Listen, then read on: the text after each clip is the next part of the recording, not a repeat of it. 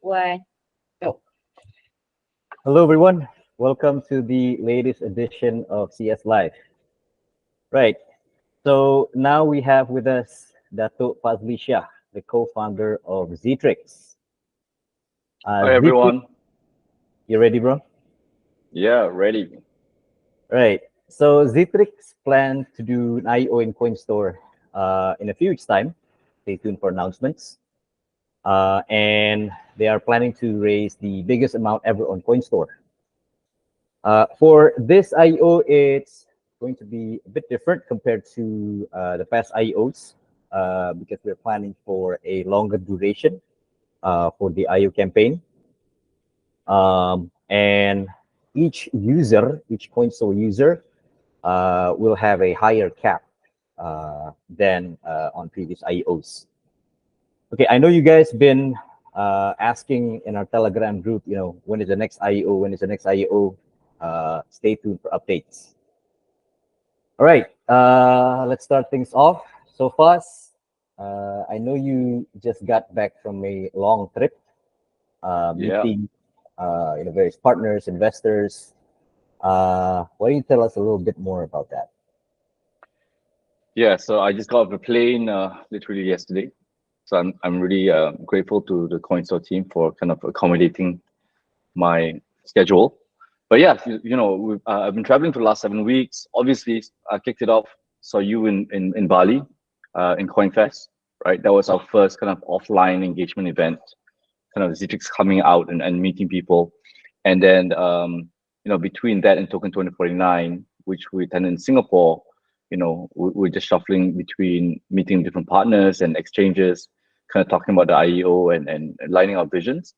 But then, yeah, the last 2-3 weeks, the last 2 weeks actually after Token, I've been in Europe because we have some partners and some validator partners who, I think it was just a nice touch to kind of like connect with them. They've been supporting us for over the last year after we went to mainnet. So to kind of just brief them in person, like what the roadmap looks like for us moving forward. Because, I think, and we'll dive into this more, when we started building Zetrix, it was really kind of like trying to figure out how do you work with governments, how do you work with businesses, but at the same time trying to balance that with how do you really how do you make that happen on a public chain, and also then have the right incentives and motivations so that people will build decentralized apps, right? Independent decentralized apps.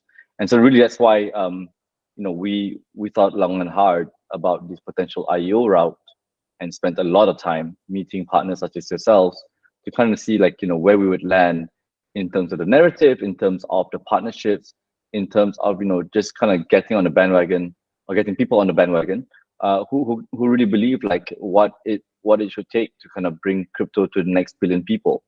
Because I think what we've seen in the last 10-12 years has been great, but we would argue that that's just the beginning, right? Like, how do you get this to mass adoption? How do you get this to become ubiquitous, like how we have the internet today?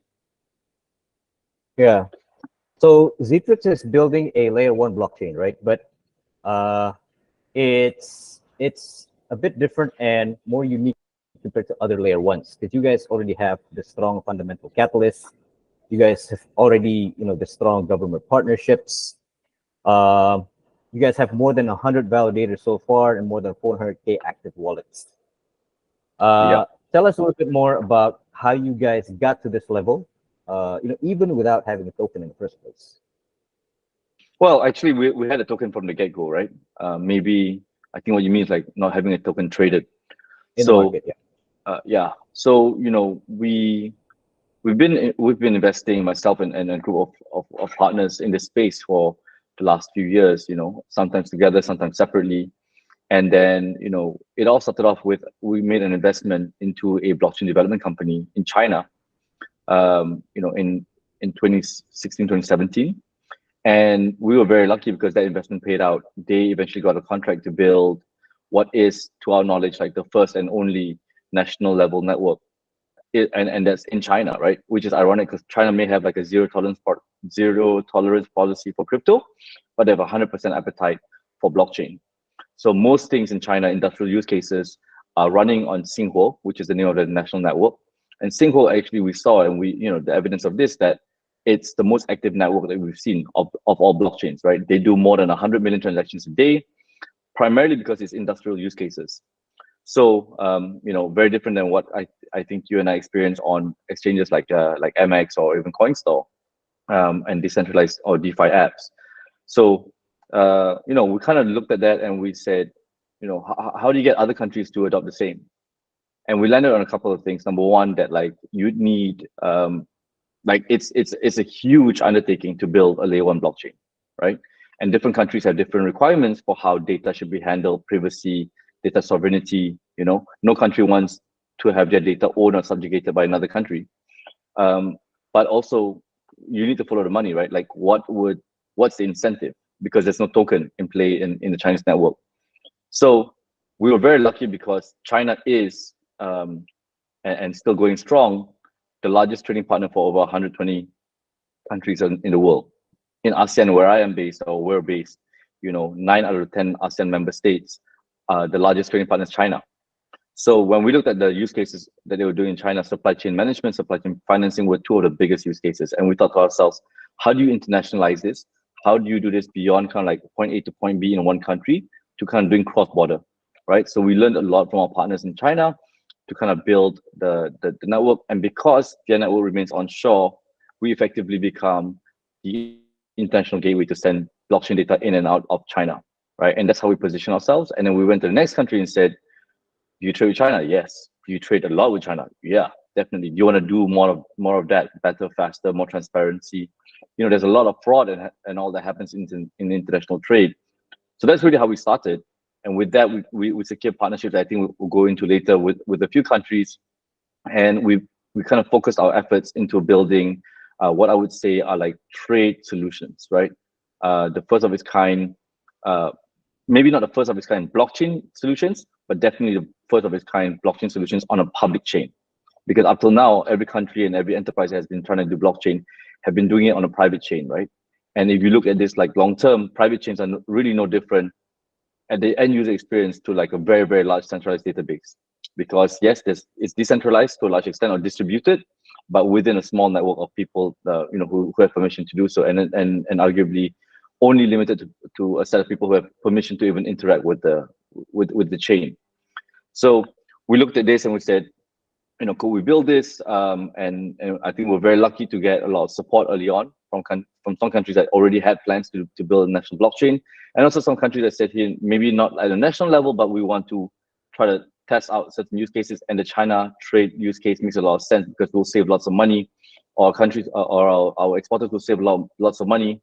At the same time, we'll be able to lower a lot of the manual costs associated with some existing cross-border trade processes, right? So, but I think we came to a juncture where we said, what is it that we're building within these things that can be translated into other things? And I think that's where self-sovereign identity and verifiable credentials were really key in our network design, right? So if you want to consider like what are we building foundationally, is this identity layer. We really believe that the future of a trustless global network or interoperable network has to be built upon a set of very trusted actors, right? I can sit here and say my name is Faz, and you can say you're Irfan, but that's self-sovereign identity, if it's not confirmed by an authority that we can all trust, or at least a subset of us can trust, there's no different than somebody trying to impersonate another person. We could say the other way around, and everyone just have to believe us. So working with governments and working with government authorities is how we believe you can build long-term a network of self-sovereign identity which is verified. And when you kind of extrapolate this out, right, you then be able to confirm the identity of a company or directors in companies, officers who are in charge of trades or procurements, signing off things on a smart contract. And so then you can then have a network that you can trust because you don't have to verify at every point. If you think about the process of how we do stuff today, like driver's licenses or passports or even trade, right? A large part of it is really you just believe the document. So I think in simple terms, what we're trying to recreate on a blockchain is the equivalent of that trustable document, right? Which are verifiable credentials. And I think we're also very lucky because we kind of took a bit of a gamble in this direction. We kind of thought technically made sense. And, this is probably the way that you can scale a network. But, if any of you are interested, you can look up the United Nations CFAC And in fact, self-sovereign identity and verifiable credentials is the way that they recommend blockchain data being passed between entities across borders. And so I think that part, I wouldn't say we can take credit for that, but we were very, very lucky that we realigned with what the United Nations thinks most countries should be on that path in terms of adopting blockchain technology as part of the fourth industrial revolution. Great. You guys built the Zetrix blockchain with privacy and scalability in mind. Can you walk us through, how the average user can take part in the network and how they can be rewarded and incentivized by doing so?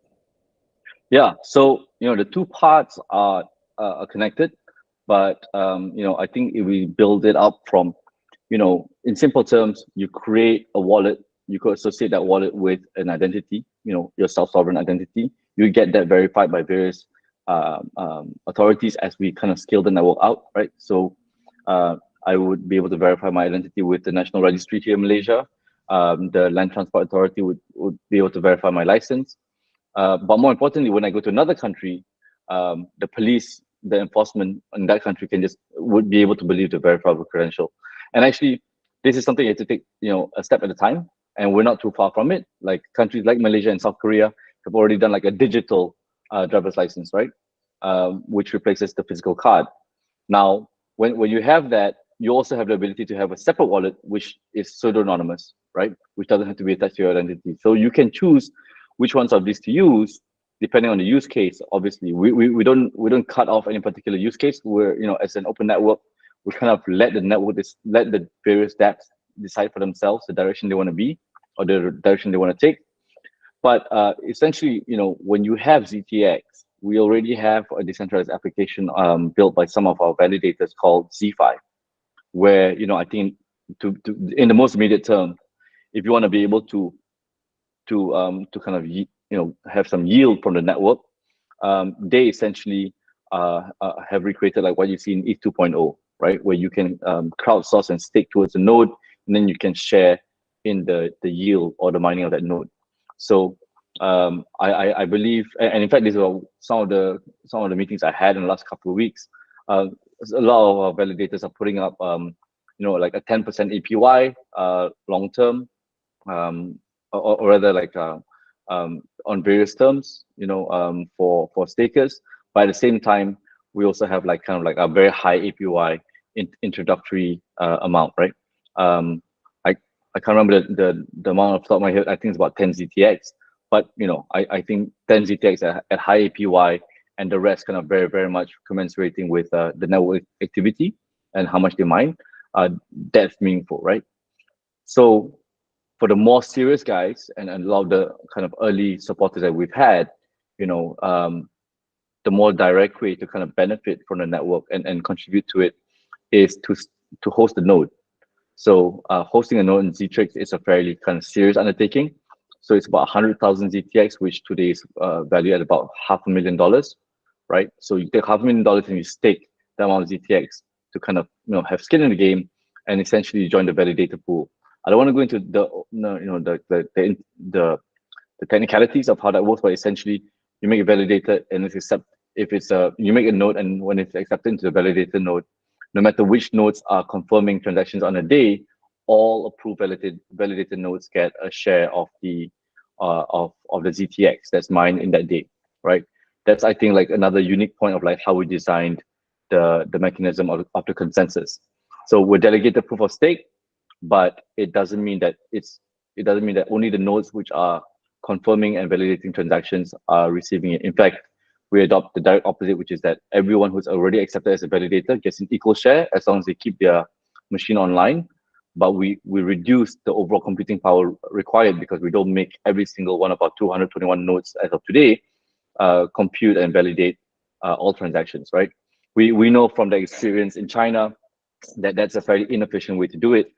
Sometimes in our industry, we kind of take things at like face value. Like we say, oh, it should be super decentralized, but we don't think through the ramifications of like having 10,000 nodes on the network, right? It may be good for overall network kind of like sanctity, but it's definitely not good for the environment, right? So really what we've done at Zetrix is try to see like where other protocols have kind of struggled and try to not to repeat the same mistakes. At the same time, like see what they've done right and kind of kind of double down on those to kind of create a network that could be very fast, could have could scale. So I think we're very proud that our TPS or transactions per second can support up to 10,000 TPS. So you want to balance speed and also scalability, you know, but at the same time, you don't want to sacrifice overall network security, right? Right. Okay. So your IO and coin store is coming up soon, right? And this will provide the opportunity for retail investors. Will pretty much give them like the best entry, the earliest entry for retails, right? Mm-hmm. And you guys have a long roadmap ahead of you. Of course, I'm not encouraging you to give any sort of financial advice, but what advice would you give for the retail investors, the users at CoinStore, to take part in the Zetrix network for the long term? If you could give that suggestion. Yeah, sure. So really, as you said, right, not financial advice. I mean, I work on Zetrix day in, day out, but I think number one, everyone who's in tech can appreciate that there are a lot of challenges, like just building any sort of tech company, right, or tech product is in itself like very challenging. Um, but what I would say is, it is the first time that we're offering it to public. Before this, it was not to say offered to public, but it was accessible, right? You could buy it on our swap, and this was really to kind of cater for a lot of uh, the pilot cases, I guess, right, or the betas that were running. And then I kind of shared this now, like we had to think long and hard about like whether we want to pursue an IEO route. But the second half of like what we're trying to build to make the public infrastructure available for all dApps, that's where the real challenge was, because most of the people who are using dApps were not thinking about going to the issuer's homepage to their swap to buy the tokens. They're expecting for it to be bought, or traded on an exchange. So I think to help out our third-party developers, for more distribution, is really the main reason why we're doing the IEO. At the same time, right, we've gotten all of the existing validators to cooperate and pledge to not sell into the post IO listing. So I think that will kind of like alleviate some worries by some retail investors. You have to bear in mind that like these guys have put in like $500,000 to run a node, and yes, they have generated ZTX over the year, but at the same time, they want the value of that ZTX to go up long term, right? So the other question that people give me is like, obviously being in this space, we should just call out the elephant in the room. There've been lots of rug pulls, right? And projects that kind of go sky high. They moon for the first couple of days, and after that, they just plummet to near zero. Well, I think for the benefit of the listeners, MyEG, which is the company that initiated the network, right? So I've worked with them for many, many years, and we've been in the business of e-government services for the last 25 years. Right? We're easily the most valuable tech stock in the Malaysian Stock Exchange. Our market cap today sits at about just over 1.6 billion US dollars. So we have a lot more to lose in terms of the performance of this, not just because of from a pricing standpoint, but because we want the longevity of the network, right? We think that Zetrix is going to be the way that we can provide infrastructure which is global, rather than kind of like local in specific countries as how we do our traditional business. So I would agree with you. I think this is early in the sense that this is the first time we're really allowing retail participation at scale and through and the first time it can be readily traded. But we're hoping to also find the right partners, if you will, in the case of retail, right? We want hodlers. Obviously, some level of trading every day is good to kind of for price discovery, to kind of keep markets excited, yes. But at the same time, I want to say that for us, this is not gonna be like kind of an overnight kind of like rags to riches story. We believe that this is going to be a long-term commitment on our side, and so we hope that the retail participants or retail investors similarly share that vision, right? How I like to think about it is like this is like we're in the early days of this would be the equivalent of the early days of the internet. A lot of people think today like the internet as it is today is like how it would have always been, but that's not true. If you're familiar with like internet protocols, TCP/IP essentially was the protocol that won, right? And in simple terms, we want Zetrix to become the TCP/IP of blockchains because that's what it's about, right? Like interoperability to be able to connect lots of networks. That's what we're trying to build long term. And we believe that this fight for, or the race for what is the equivalent of TCP/IP in the internet on blockchain, it's still at an early stage. So we're fairly committed long term to build this. And I think, you know, with some of the government partnerships that we've secured, China being obviously the key one, we're the national blockchain partner developer for Malaysia blockchain infrastructure. So that's a partnership with Malaysia. And we've also publicly announced our partnership with the Philippines to kind of build, you know, Z-Trade, so the first kind of export on blockchain product with the Bureau of Customs, and that was witnessed by their president. In fact, the Malaysian one was also witnessed by the Prime Minister, right? So I think we work very hard to kind of secure these partnerships. We have actually a few more countries lined up, but I think we'll save those announcements for the right time. You know, out of respect for those partners, and you know, I think governments are a lot more sensitive about these announcements, right? But I think in terms of, you know, what the retail investor can look forward to is that these are use cases that are fairly hard to build, and once they're in there, they're probably very sticky and very hard to displace. At the same time, this IO is going to enable like a lot of third-party independent developers to start, you know, kind of innovating and building stuff on Zetrix, which is going to be great. And you know, if you look at all of that long term, then I think it's fairly easy to guess that it doesn't make sense to only list on CoinStore, right? Which is the amazing thing that we talked about a few weeks ago. And you know, I think to be totally upfront about it, we wanted to do an IEO. You know, we agree with you guys like 18 September, but when we went to token, the you know the kind of the reaction was very overwhelming, and we had a lot of serious conversations with other exchanges, and so it made sense to us to kind of say, hey, maybe we delay the IO slightly so that the IO subscribers don't have to hold on for too long before we actually allow have listings on multiple exchanges. So again, something that we'll reserve for the right time and announcement, but you know, we're listing on CoinStore and also a couple of other exchanges. You know, out of respect for their arrangements, I think we'll also reserve that for the right timing. But in case, I know like a bunch of people in our community have been asking, right, like which ones and how many. Maybe I can't tell you which ones right now, but it's definitely two more. Right. Okay. Yeah. Zetrix have very strong presence both in CoinPass Asia and also in Token 3049 Singapore. And you guys also have big plans there, following the IO on CoinStore and listing on CoinStore, and also like simultaneous listings on multiple, you know, top tier exchanges also is in the pipeline. Are you allowed to disclose any of that? Maybe just to tease the audience, maybe induce a bit of FOMO. You know, I think they're definitely notable. One of them starts with an M, the other one starts with a B. So we'll, you know, time will tell. But I think what's important for the audience to know is that the IO will only be on CoinStore, right? And I think our decision to partner with CoinStore for the IO is really key because number one, we cannot escape from the fact that like our scale, our roadmap is still in some way geographically constrained because you can't build blockchain with every government, every country overnight at the same time. You have to build it country by country. So we wanted to work with exchange partners that had the right presence and coverage in the countries that we already work on and the countries which are upcoming in our pipeline. So I think you'll see some of that make sense when you see the listings, but we're very excited with some of the countries and businesses that we've been building with. And, you know, I think this strategy of kind of going with certain exchanges makes sense, right?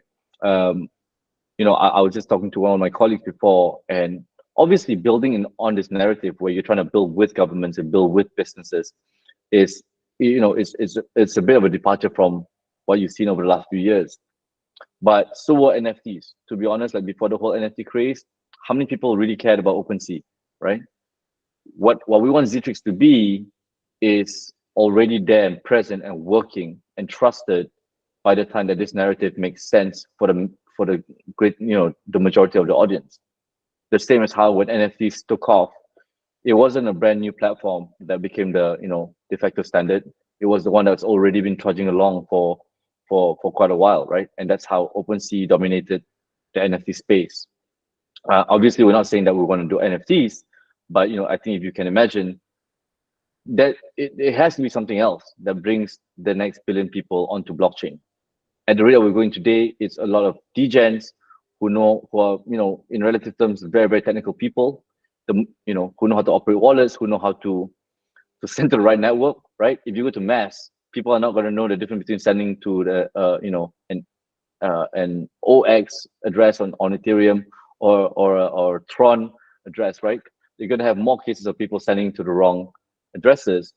So we think that there has to be solutions built along the way to address those. And we really believe that Zetrix will be around at that point, and Zetrix will, I think, if I can claim quite boldly, we will be that solution, right? So I think the industry has experimented with a few things, and then in some ways we felt that we were a bit late to the game, but in many ways we kind of thought, hey, we get to learn a lot from how other people have experimented, and what has worked well and what hasn't worked well. And I think that has largely kind of helped us save a lot of not just money but also effort and time, right? So yeah, we're really looking forward to the IEO, and we're also very excited to see how the network will evolve once we start opening up the distribution via exchanges. Nice, boss. You guys have had numerous major partnerships with the government of China, the government of Philippines, and Malaysia as well. And this will bring about a big impact in how sectors like supply chain is being run, digital identities. Are there any more partnerships in the pipeline that you're allowed to disclose? Yeah, I'm not Major sure if it's ones. obvious, but I think I'm losing hair again, right? So that should be an indication of how much time I've been spending a lot on these partnerships. So yeah, government partnerships are very difficult. You have to kind of, lobby at various levels, and you have to kind of eventually get on the same page. And most governments, if not all governments, are not really run by guys who are crypto natives or blockchain natives. So it takes a lot of time to kind of get the buy-in. And after you get that buy-in, right, it also takes a lot of effort to kind of mobilize with them. So some of these things take time. But yes, actively right now in the pipeline, we do have a handful of other countries that we're talking to very seriously. And I think again, right, our narrative, our logic of the use case is still fairly similar, which is we build it on trade because that's what will realize the non-blockchain, non-crypto revenue, right, or savings, and that's what will make businesses use the network. But the fact that the network becomes then, you will have use cases where it's fairly small number in absolute terms, very small number of users, right? So you're talking about hundreds, if not thousands of companies versus hundreds of thousands of individual users, but they become very, very regular and repeated high volume transactions, right? And I think that's where the long term, I think, the baseline of the network will be, which is that we're going to be doing industrial use cases, and we're going to be doing it in the open on a public chain. But of course, I think for some of your for some of your listeners who are maybe now wondering, hey, will all of my driver's license data or my trade data be there open for anyone, for Faz or Irfan to read any time of the day? No, it's not, right? Because as I kind of shared earlier, like we use verifiable credentials. There's a whole system built around that to kind of verify data. So much so that I guess if you think of it in simple terms, it's like only the right party can then decipher the data to see what it means underneath, right? Everybody else will just see that transaction happened, but only the right people who have either the right permission or the right point in the supply chain will be able to decipher some of the information. So again, we think that this will kind of enable the next generation of use cases on blockchain. Right. For those of you listening who are developers, please pay a visit to Zetrix.com if you'd like to contribute to the network. Fast, before we end things off, any last words from you? Yeah, I think we're very excited. We're very excited about what the next couple of months looks like for us. I'm very grateful to the support of your team at CoinStore. Right, as I shared earlier, like it was very important for us to find the partners with the right kind of motivations, not just motivation, but also the coverage and understanding, and like a shared vision for like where we think blockchain is gonna go. I don't think we'll easily find that in every partner, but we've been very lucky so far as to find it in the right set of partners, right? That's how we've been able to be on mainnet for the last year and a half, kind of uh, innovating along and trying to realize some of these use cases, which again, each use case is just a huge challenge on their own. But but we're joined by not just governments, but also private sectors like on Z-Trade, it also links to a financing product. So we also have banks that have partnered with us, right? And a lot of those relationships can manifest into other products that we build together with them in the future. But I think the next step is equally as exciting, right? Which is kind of to include public sector, public participation. And I'm actually personally very excited to see what this means for the independent developers, because I think a lot of the existing crypto crowd are very used to kind of buying a token, being able to use it on a decentralized app, and then having that liquidity available via exchanges. And I think that's where we're committed to making sure the IEO and the listings are a success, to enable this generation of developers to kind of build on our network, but in turn us providing with the right kind of support, and hopefully interoperable like identity and verifiable credentials that you can build on, right?